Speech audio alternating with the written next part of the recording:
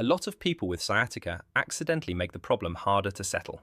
Not because they're doing something dangerous, but because they're following advice that sounds logical and often isn't helping.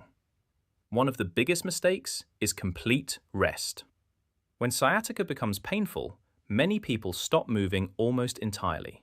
They avoid walking, avoid bending, avoid activity altogether. That might feel safer initially, but over time, it usually increases stiffness, sensitivity, and loss of tolerance. The nerve becomes more reactive, not less. Movement is often one of the key things that help sciatica improve. Not aggressive movement, but controlled, gradual movement. Another common mistake is constantly stretching the nerve aggressively.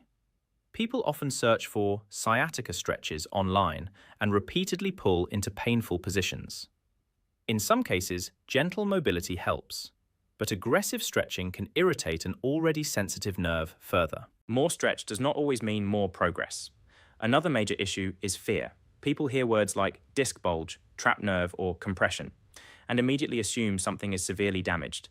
That fear changes behavior. They become cautious with movement. They stop trusting their body. And over time, the system becomes even more sensitive.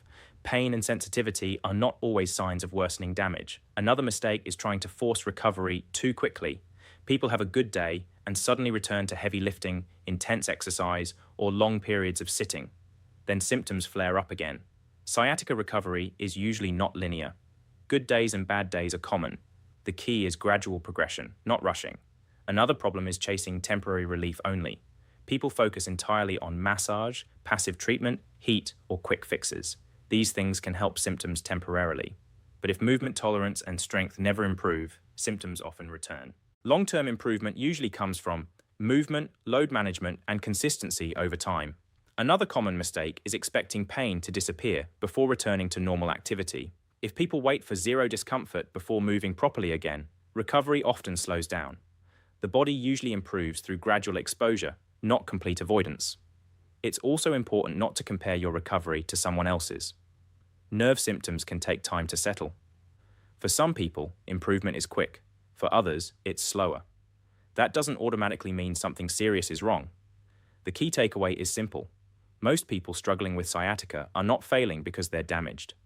They're usually stuck in cycles of fear, avoidance, overdoing it, or inconsistency. Recovery is normally about finding the right balance, enough movement to build tolerance, not so much that symptoms flare aggressively. When people understand that, recovery tends to become much more manageable.